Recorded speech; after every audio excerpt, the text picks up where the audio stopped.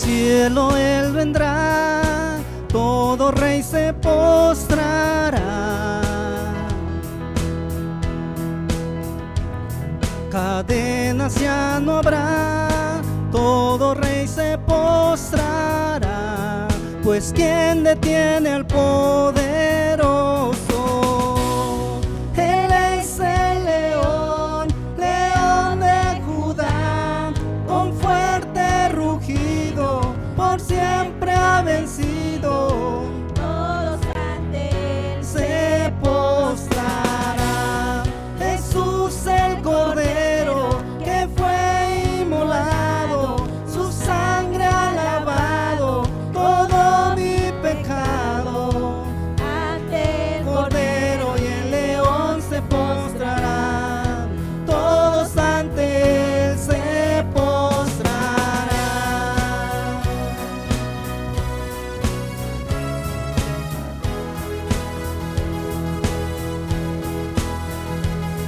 Cadenas ya no habrá,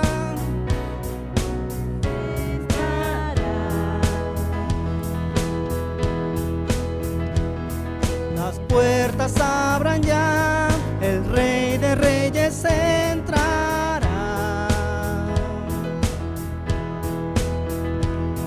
El Dios de salvación, Él ha venido a libertar. ¿Y quién detiene al poderoso? Él es el león, león de Judá, con fuerte rugido, por siempre ha vencido. todos ante él Se postrará. Jesús el Cordero que fue inmolado, su sangre ha lavado todo mi pecado. Ante el Cordero y el león se postrarán, todos ante él se postrarán.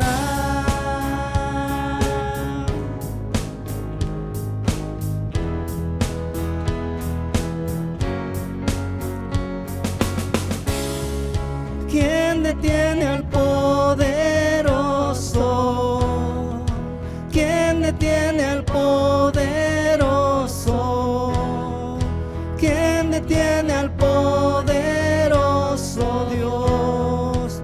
Poderoso Dios. ¿Quién detiene al poderoso? ¿Quién detiene al poderoso? ¿Quién detiene al poderoso Dios? Poderoso Dios. Él es el león, león de Judá, con fuerte rugido, por siempre ha vencido. Todos ante él se postrarán. Jesús el Cordero que fue inmolado, su sangre ha lavado todo mi pecado. Ante el Cordero y el león se postrarán, todos ante él se postrarán.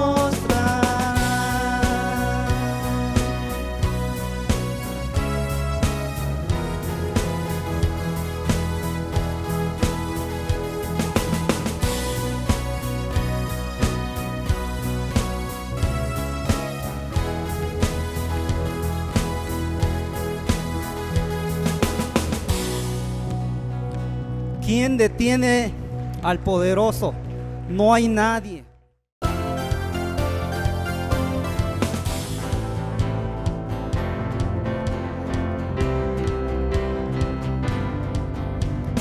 Entraré por sus puertas con acción de gracias, con alabanza, y diré: grandes cosas ha hecho el Señor. Arden nuestros corazones por levantar el nombre de Cristo. Rendiremos nuestras vidas en adoración. Te exaltamos, Señor, Padre te adoramos, Cristo te exaltamos, Tú eres digno de gloria y majestad. Padre, te adoramos, Cristo te exaltamos, tú eres digno de gloria y majestad.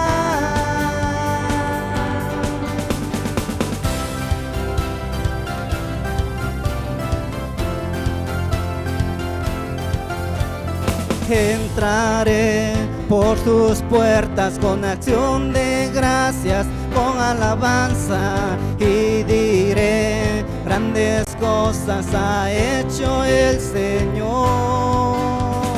Arden nuestros corazones por levantar el nombre de Cristo. Rendiremos nuestras vidas en adoración. Padre, te adoramos, Cristo te exaltamos, tú eres digno de gloria y majestad. Padre, te adoramos, Cristo te exaltamos, tú eres digno de gloria y majestad.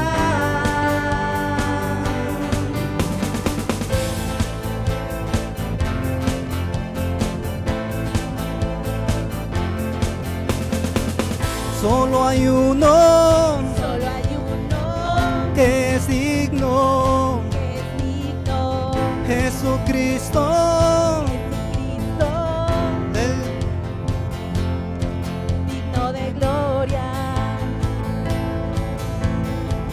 Solo hay uno Solo hay uno que es digno, que es digno, Jesucristo, Jesucristo, digno de gloria, digno de gloria, digno de gloria, digno de gloria, digno de gloria, digno de gloria. digno de gloria. Padre, te adoramos, Cristo te exaltamos, tú eres digno de gloria y majestad. Padre, te adoramos, Cristo te exaltamos, tú eres digno de gloria y majestad. Solo hay uno. Solo hay uno Solo hay uno que es digno, que es digno, Jesucristo, Jesucristo, digno de gloria. digno de gloria. Solo hay uno Solo hay uno que es digno, que es digno, Jesucristo. Jesucristo. Padre, te adoramos, Cristo te exaltamos, Tú eres digno de gloria y majestad. Padre, te adoramos, Cristo te exaltamos, tú eres digno.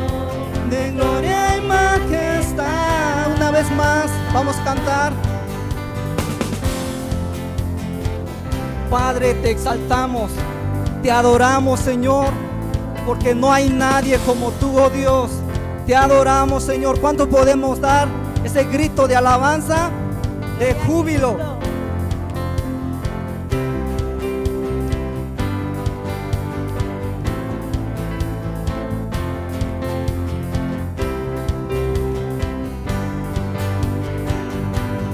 Padre, te adoramos, Cristo te exaltamos, tú eres digno de gloria y majestad.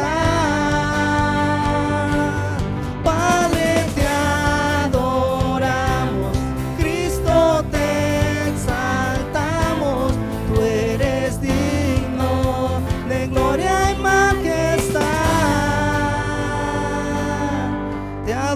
adoramos, Señor. Te adoramos, Dios, te exaltamos, Señor. Recibe la gloria y la honra. Amén.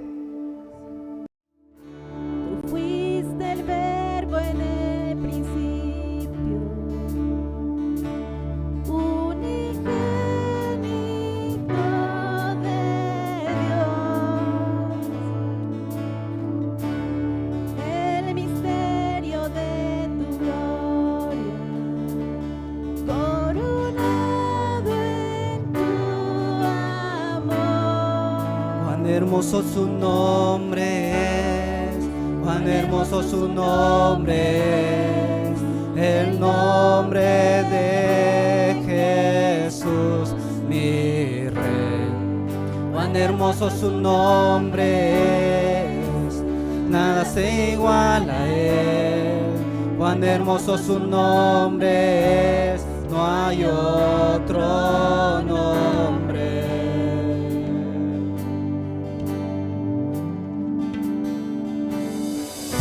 Dejaste el cielo por salvarme, me viniste a rescatar.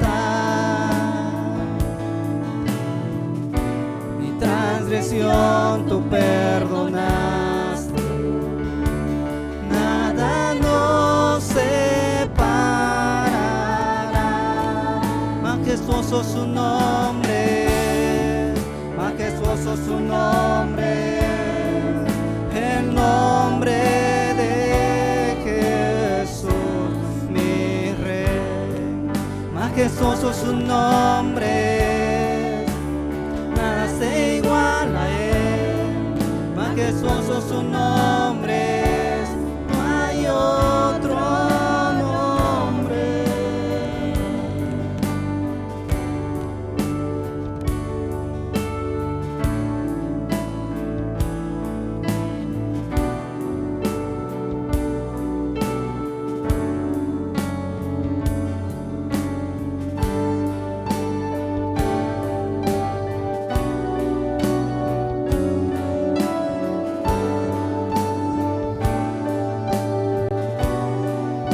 La muerte venciste, el velo partiste, la tumba vacía ahora está.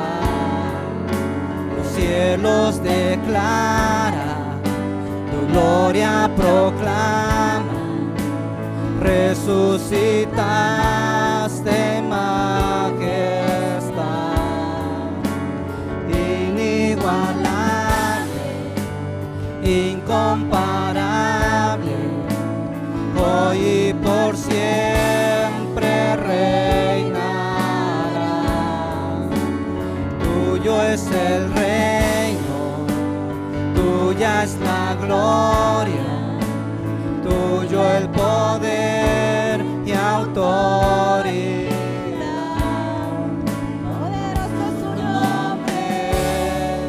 Poderoso su nombre, el nombre de Jesús, mi Rey. Poderoso su nombre es, incomparable es él. Poderoso su nombre es, no hay otro nombre. Poderoso su nombre es, no hay otro nombre.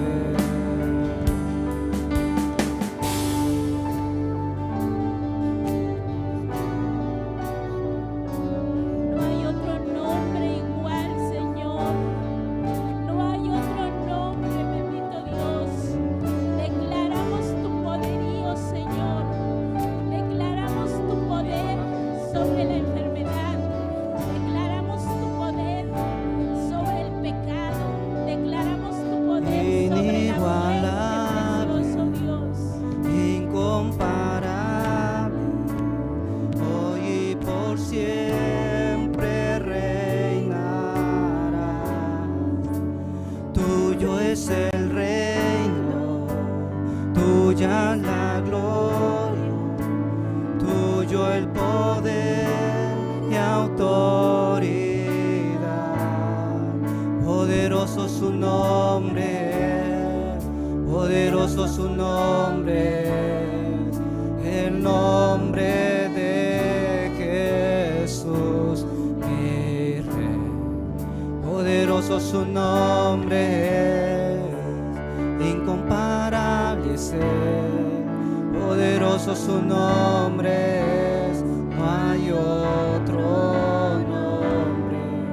Poderoso su nombre, no hay otro nombre.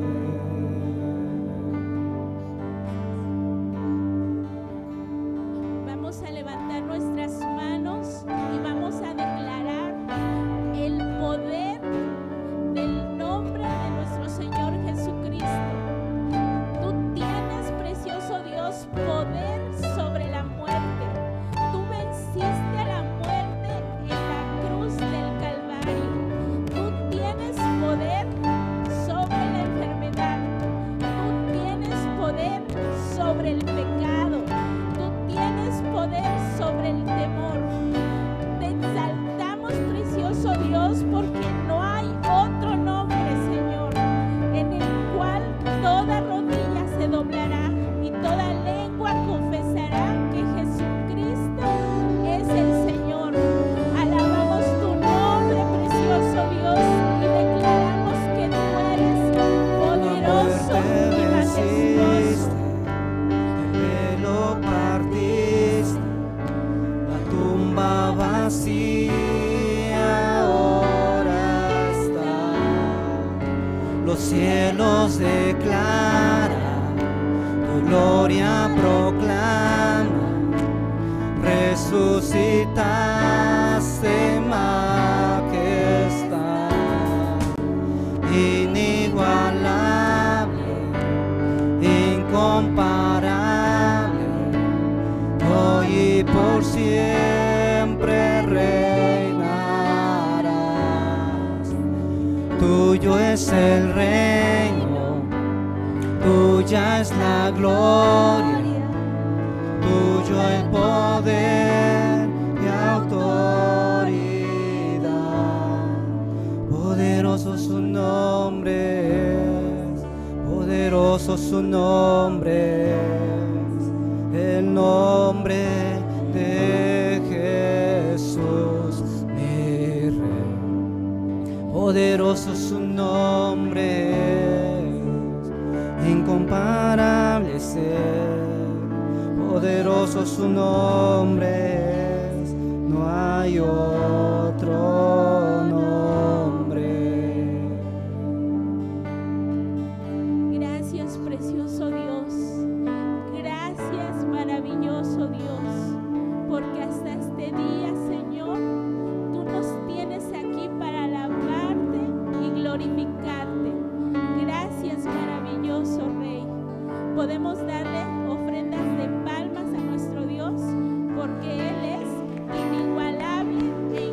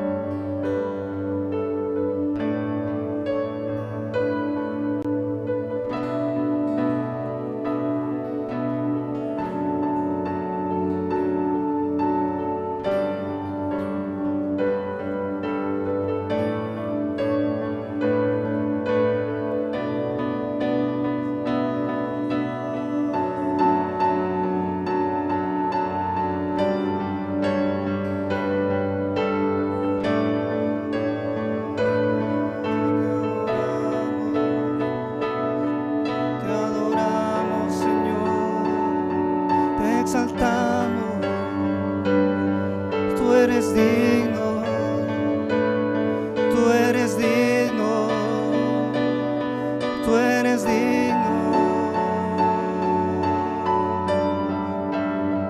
Poderoso, incomparable,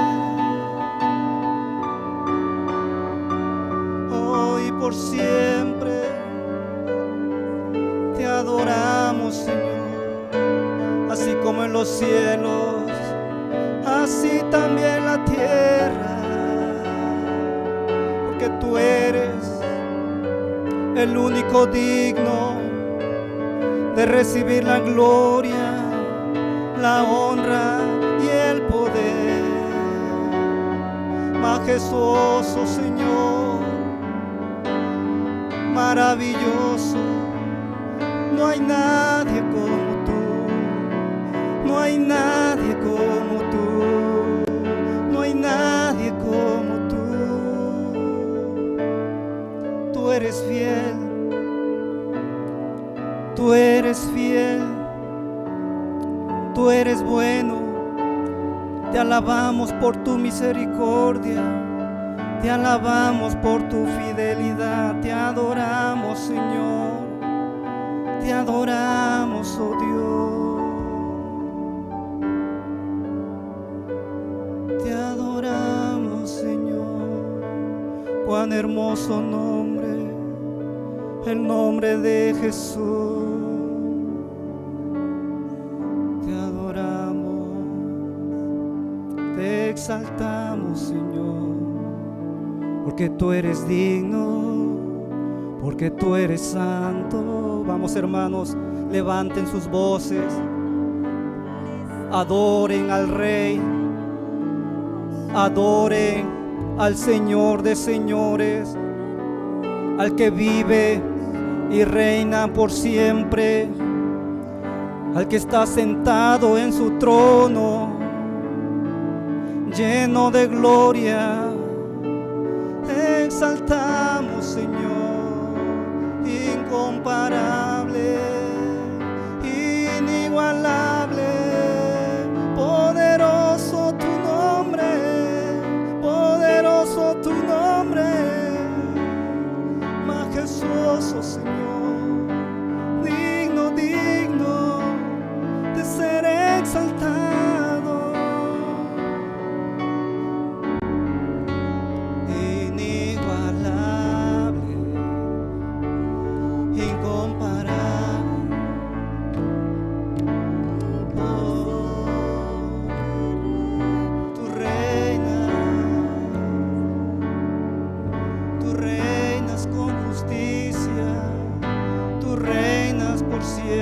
Tu reino es eterno, tu reino es eterno. Te adoramos, Señor, te exaltamos, te adoramos. Oh, hermoso, maravilloso Jesús, Jesús, Jesús.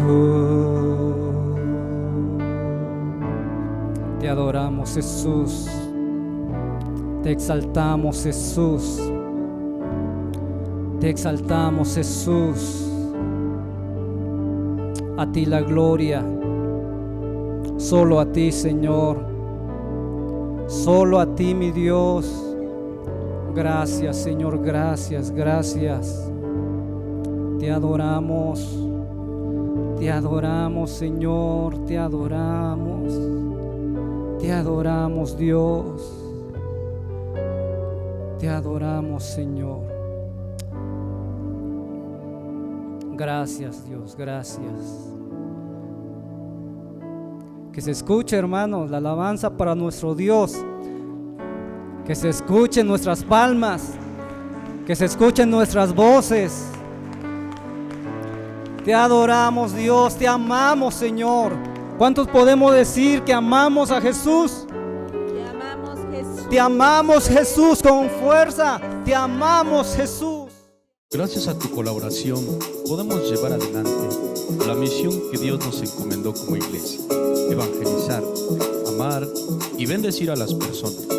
Si quieres ofrendar, puedes hacerlo de forma presencial, los domingos en horario de servicio o de 6 a 8 p.m.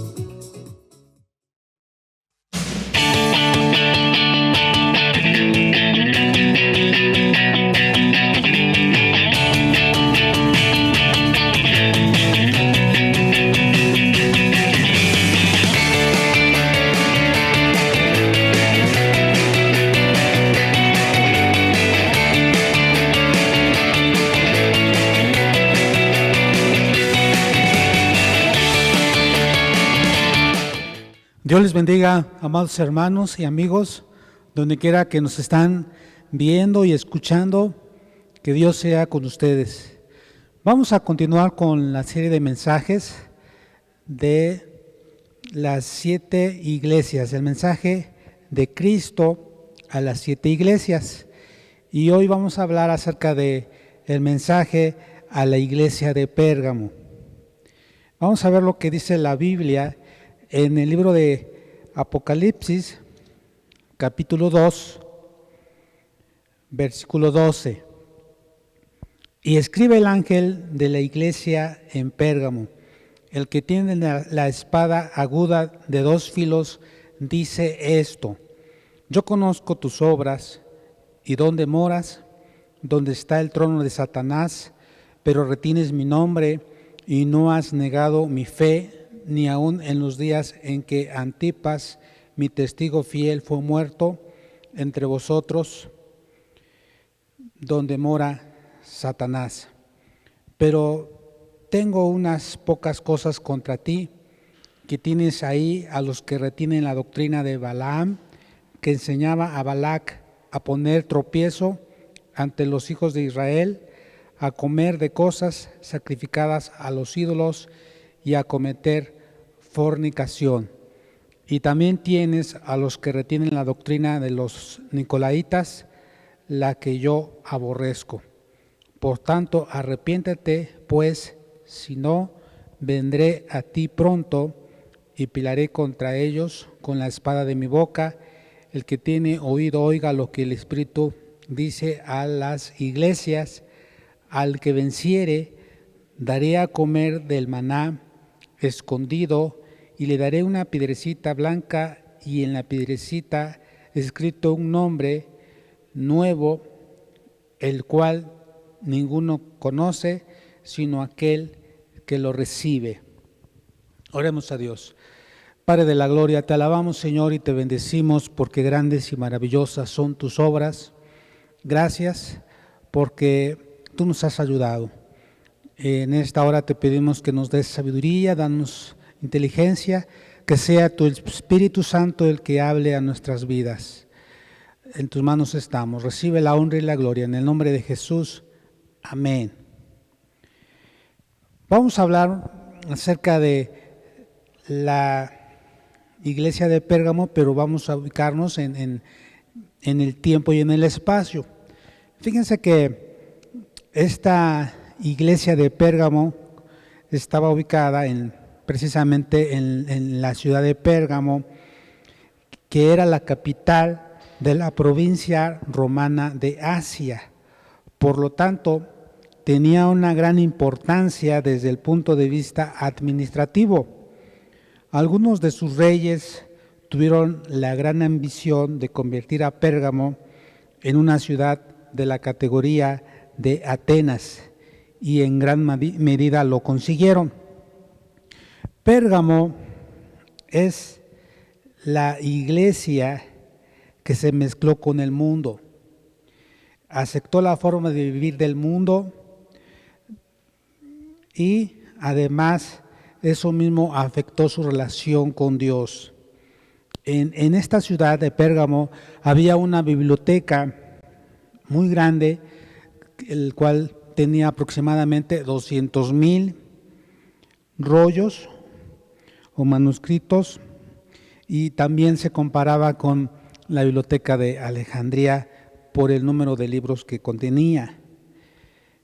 Esta iglesia de Pérgamo fue fundada por el apóstol Pablo. Es probable que el apóstol Pablo, juntamente con sus colaboradores, la hayan fundado, al igual que la iglesia de Esmirna, cuando él estuvo en Éfeso, en el viaje misionero, en el tercer viaje misionero que él hizo. Y vamos a ver lo que dice el libro de Hechos, capítulo 19, versículo 10. Entonces, Hechos 19, 10 dice: así continuó por espacio de 2 años, de manera que todos los que habitaban en Asia, judíos y griegos, oyeron la palabra del Señor Jesús. Bueno, él en el versículo 8 nos habla de que él está en Éfeso y así continúa. Entonces, el apóstol Pablo con sus colaboradores fundaron la iglesia de Pérgamo. La iglesia de Pérgamo representa el periodo de la iglesia que abarca desde el edicto de Constantino hasta el establecimiento papal, es decir, del 313 al 606 después de Cristo. Pérgamo significa elevación y matrimonio o casamiento, y en efecto, en este periodo se llevó a cabo el acuerdo matrimonial entre la iglesia y el mundo, y el paganismo. La conversión, fíjense, del emperador Constantino al cristianismo se produjo en el 212, como consecuencia de la batalla del puente Milvio, que fue en el 28 de octubre, en que Constantino consigue una gran victoria ante Magencio. Constantino y Magencio eran generales y ambos estaban peleando para ser el emperador de Roma. Y entonces nos cuenta la historia que Constantino tuvo una visión. Él vio en una visión, dice, que vio una cruz y que en la cruz, en la visión, dice que le decía: por este signo vencerás. Y entonces, acabada la visión, él mandó a que en los escudos pusieran el signo de la cruz, y él luchó contra Magencio, en general, y los derrotó. Una gran victoria tuvieron, y todo el ejército de Magencio fue destruido. Entonces él se convierte al cristianismo. El periodo de la iglesia de Pérgamo está representada del año 313 al 606, y Pérgamo es una palabra compuesta. Per significa torre y gamo significa enlace o matrimonio. Hacemos un poquito de recordatorio. Cuando el apóstol Juan, en la isla de Patmos, escribe a la iglesia de Pérgamo, pues obviamente esta iglesia, juntamente con las otras, ya existían. Y entonces esta iglesia representa a la torre del estado pagano y mundano, casándose, enlazándose en un matrimonio con tanto el gobierno como la iglesia. A partir de la presunta conversión de Constantino con la fe cristiana, Constantino deja de perseguir a la iglesia y emite un decreto que todos deben de profesar el cristianismo, y se levantan los primeros templos, y los que ya estaban solo fueron convertidos en templos cristianos y se les cambia el nombre. Por ejemplo, donde se adoraba a Apolo, ahora era San Apolinar. Donde se adoraba a Marte, ahora se adora a San Martín. Entonces la iglesia se une con el Estado y recibe poder, pone y quita reyes, emperadores, persigue a los cristianos verdaderos que se negaron a unirse a esta mezcla con el paganismo. Entonces, en ese tiempo, en ese periodo, hay una mezcla con el paganismo que va creciendo y se introducen nuevas formas paganas de adoración. Por ejemplo, en el año 375 se da la adoración a santos y a ángeles. En el 394, la misa instituida por primera vez. En el 431 comenzó la adoración a la Virgen. En el año 500 los sacerdotes comenzaron a vestirse con sotana. En el 526 se inicia la extrema unción. En el año 593 se introduce el dogma del purgatorio, y en el año 600 se inicia el uso del latín y las oraciones dirigidas a María. Todas estas son enseñanzas o herejías no acordes a la palabra de Dios. Y entonces, en el versículo 13 nos dice lo siguiente de Apocalipsis capítulo 2, versículo 13. Dice: yo conozco tus obras y dónde moras. Donde está el trono de Satanás, pero retienes mi nombre y no has negado mi fe, ni aun en los días en que Antipas, mi testigo fiel, fue muerto entre vosotros, donde mora Satanás. Entonces, como primer punto, Cristo hace un diagnóstico de la iglesia. Lo primero que el Señor dice es que Él sabía bien dónde moraba esta iglesia. Era un lugar especialmente difícil para una iglesia, ya que allí estaba el trono de Satanás. No era simplemente que Satanás estaba en aquella ciudad, sino que allí había establecido el trono de su poder. El Señor y los verdaderos cristianos en Pérgamo eran muy conscientes de la realidad de la guerra espiritual que se estaba llevando a cabo en aquel lugar.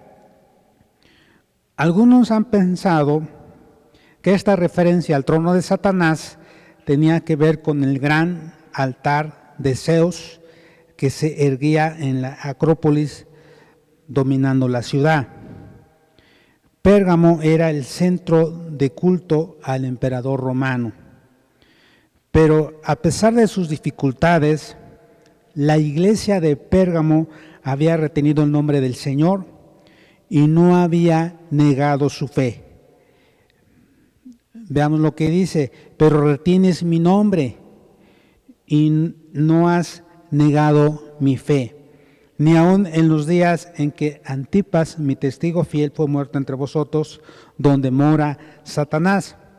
El Señor reconoce la fidelidad de su iglesia en medio de difíciles circunstancias, ni siquiera cuando Antipas fue muerto entre ellos. En este sentido, es interesante notar la forma en la que el Señor se refiere a él: Antipas, mi testigo fiel. Esa era la misma descripción con la que Cristo mismo se presentó a las iglesias.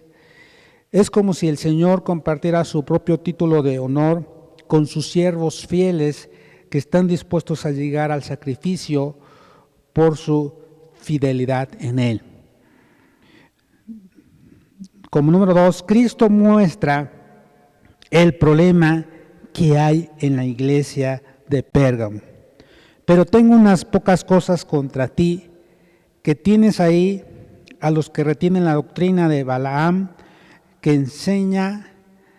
enseñaba a Balac a poner tropiezo ante los hijos de Israel, a comer de cosas sacrificadas a los ídolos y a cometer fornicación. ¿Cuál es la doctrina de Balaam? Balaam fue un profeta que se corrompió. Balaam significa desviador del pueblo. Y Balaam fue un profeta mercenario que por amor al dinero y a las cosas materiales, no pudiendo él mismo maldecir a Israel porque Dios se lo prohibió, él aconsejó a Balac, rey de los moabitas, para fomentar que los israelitas se unieran, se casaran y adulteraran con las mujeres moabitas. De esta manera los israelitas se contaminarían con la idolatría de los moabitas. Balaam quedó en la literatura judía como prototipo del inductor al mal. De ahí que la palabra dice en Números 31:16, he aquí por consejo de Balaam fueron causa de que los hijos de Israel prevaricasen contra Jehová en lo tocante a Baal Peor, que significa idolatría, por lo que hubo mortandad en la congregación de Jehová, y Dios envió juicio y miles murieron. Pero el Señor se refiere a la doctrina de Balaam como el conjunto de ideas, enseñanzas o principios básicos defendidos por un movimiento religioso. Esto quiere decir que la iglesia de Pérgamo había en la iglesia una doctrina en operación para llevarlos a cometer adulterio espiritual, a tener una relación de lo santo con lo profano, a comer de cosas sacrificadas a los ídolos y a cometer fornicación. Las doctrinas erradas permitían al pueblo de Dios comer cosas sacrificadas a los ídolos y cometer fornicación. Una enseñanza que tenían era que si son predestinados, no importa cómo vivían, pues de todos modos iban a ser salvos. Pero la Biblia no dice eso. La palabra de Dios menciona que el que perseverare hasta el fin, ese será salvo. Ahí en San Mateo capítulo 24, 13 y 14, nos habla de que el Evangelio iba a ser predicado en todo el mundo y que los que perseveraran hasta el fin iban a ser salvos. El apóstol Pablo también hace una exhortación en 1 Corintios 10, 19 al 21, dice, ¿qué quiero decir entonces? ¿Que lo sacrificado a los ídolos es algo o que un ídolo es algo? No, sino que digo que lo que los gentiles sacrifican, lo sacrifican a los demonios y no a Dios. No quiero que seáis partícipes con los demonios. No podéis beber la copa del Señor y la copa de los demonios, y no podéis participar de la mesa del Señor y de la mesa de los demonios. 1 Corintios 10, 19 al 21. En Apocalipsis 2, 15 nos dice, y también tienes a los que retienen la doctrina de los nicolaitas, la que yo aborrezco. Igual como el mensaje a la iglesia de Éfeso. Dios le dice a la iglesia de Éfeso que aborrece la doctrina de los nicolaitas. En cambio, a la iglesia de Pérgamo le dice que retiene la doctrina de los nicolaitas. La palabra nicolaita proviene del vocablo nicolaísmo y se compone de dos palabras. Nico, que significa dominio, guiar, conquistar, y laos, que significa pueblo, gente. Entonces significa guiar al pueblo, conquistar a la gente, dominio sobre el pueblo. Al principio hubo un esfuerzo para obtener dominio de parte de los miembros individuales, como Diótrefes. En 3 de Juan 9 al 10, el apóstol Juan dice, yo he escrito a la iglesia, pero Diótrefes, al cual le gusta tener el primer lugar entre ellos, no nos recibe. Por esta causa, si yo fuere, recordaré las obras que hace parloteando con palabras malignas contra nosotros, y no contento con estas cosas, no recibe a los hermanos, y a los que quieren recibirlos se los prohíbe y los expulsa de la iglesia. Posteriormente, cuando el clero tomó el control y conquistó a la iglesia, esto se convirtió en enseñanza y en dogma, lo que la iglesia aceptó sin previa revisión ni crítica, aunque siempre hubo un remanente que permaneció fiel a la doctrina de Jesucristo, pero fueron expulsados de la iglesia apóstata. El nicolaísmo es la mezcla del cristianismo con paganismo, donde se conquistó a la gente y se inició el adulterio espiritual. Es la mezcla pagana donde se intercala lo santo con lo profano, la palabra de Dios con la idolatría. Al final, el clero gobierna al pueblo a su antojo. El clero es nicolaíta, que señorea sobre la heredad de Dios, de tal manera que al final la gente empieza a aceptar la doctrina de la iglesia, de tal manera que en ocasiones la pone por encima de la palabra de Dios. Nosotros como cristianos creemos fielmente que nuestra máxima regla de fe y conducta y autoridad es la palabra de Dios, la Biblia, pero algunos otros no, como la iglesia tradicional, que para ellos las tradiciones, los dogmas de la iglesia están por encima de la palabra de Dios, y eso no es correcto. Pedro, el apóstol Pedro nos advierte y escribió de ellos diciendo, segunda de Pedro 2, 1 al 3, pero hubo también falsos profetas entre el pueblo, como habrá entre vosotros falsos maestros que introducirán encubiertamente herejías destructoras y aún negarán al Señor que los rescató, atrayendo sobre sí mismos destrucción repentina. Y muchos seguirán sus disoluciones, por causa de los cuales el camino de la verdad será blasfemado, y por avaricia harán mercadería de vosotros con palabras fingidas. Sobre los tales ya de largo tiempo la condenación no se tarda y su perdición no se duerme. Segunda de Pedro 2, 1 al 3. ¿Dónde están los nicolaitas hoy en día?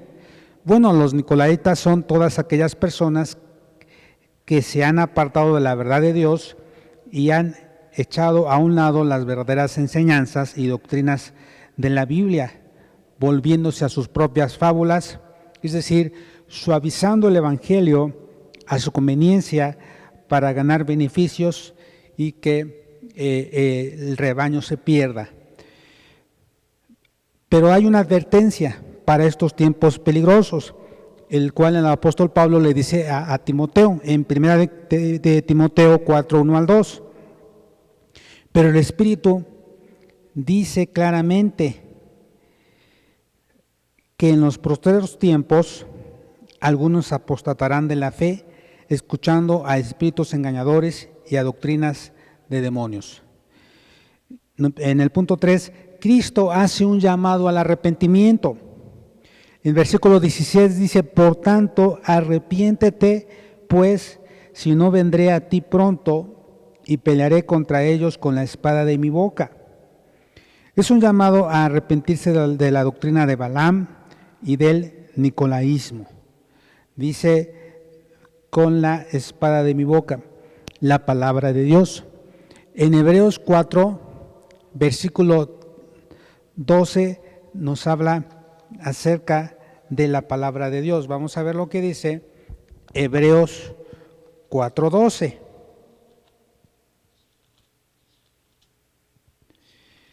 Dice así, porque la palabra de Dios es viva y eficaz y más cortante que toda espada de dos filos y penetra hasta partir el alma y el espíritu, las coyunturas y los tuétanos y disciernen los pensamientos y las intenciones del corazón. Entonces, el Señor Jesús hace un llamado al arrepentimiento, que se arrepientan de esos malos caminos, de esa mala manera de pensar y que consagremos nuestra vida para Dios.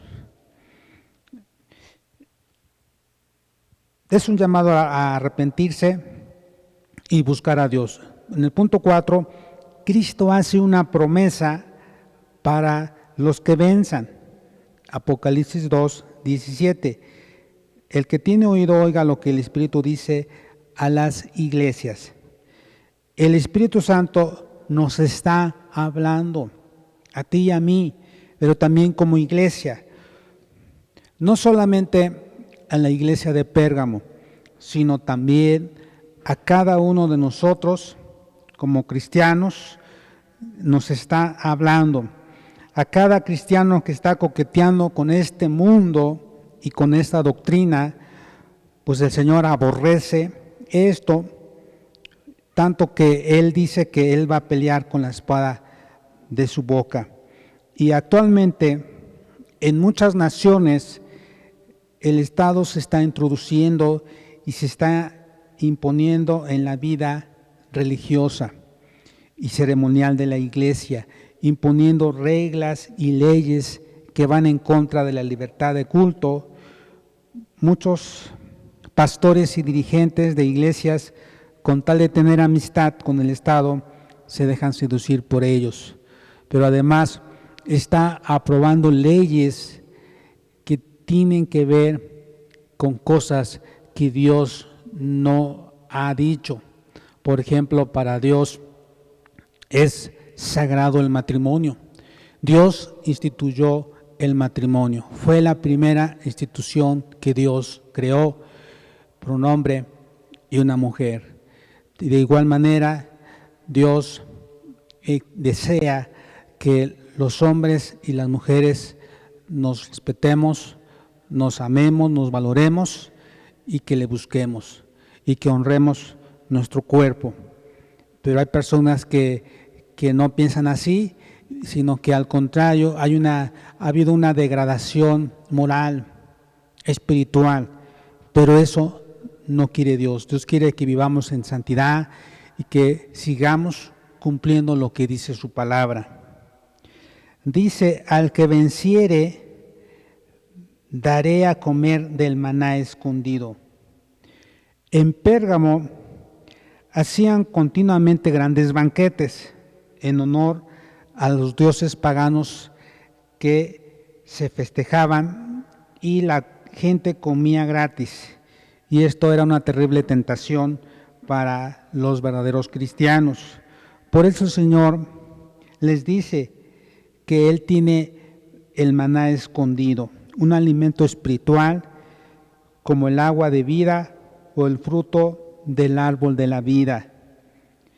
Y también les dice: y le daré una piedrecita blanca y en la piedrecita un nombre.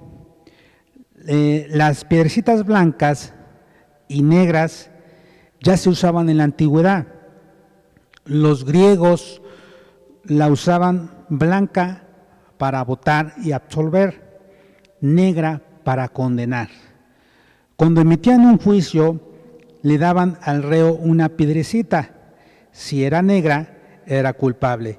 Si era blanca, era inocente y salía en libertad.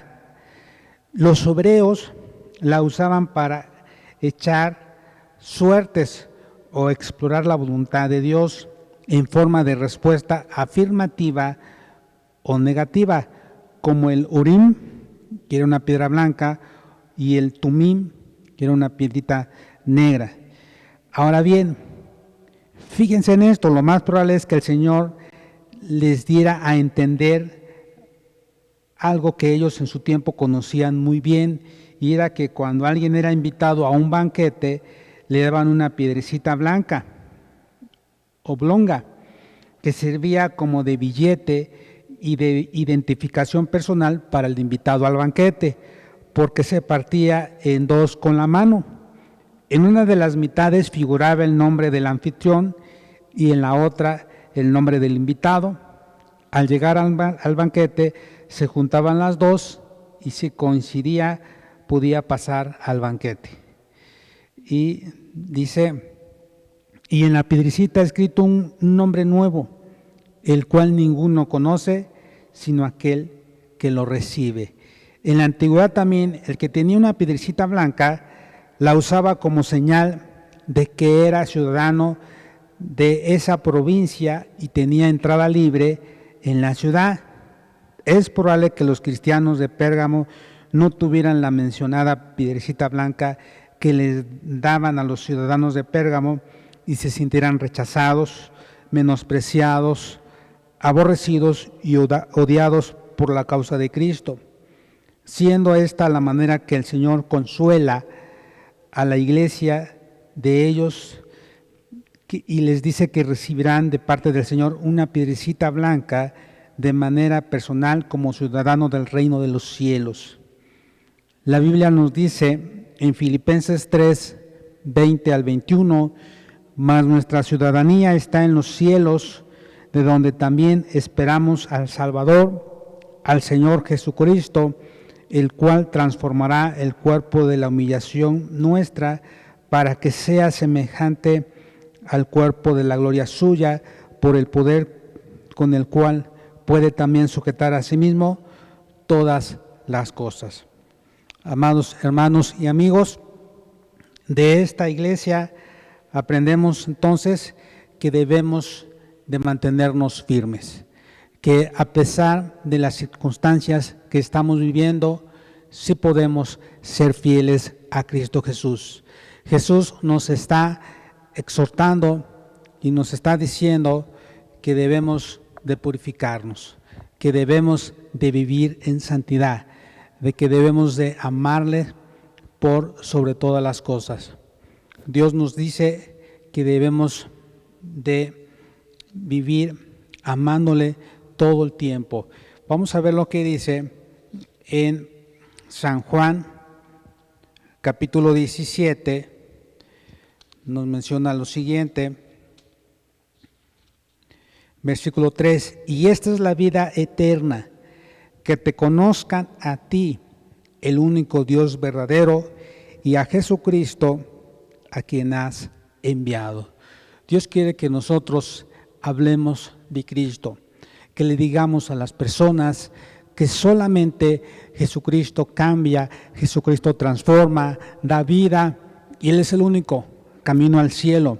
En San Juan 14:6 dice, Jesús dijo, yo soy el camino, la verdad y la vida. Nadie viene al Padre si no es por mí. Jesucristo es el único camino. Si estás buscando el verdadero camino que conduce al cielo, al Padre, Jesucristo lo es. Si estás buscando la verdad, Jesús dijo, yo soy la verdad.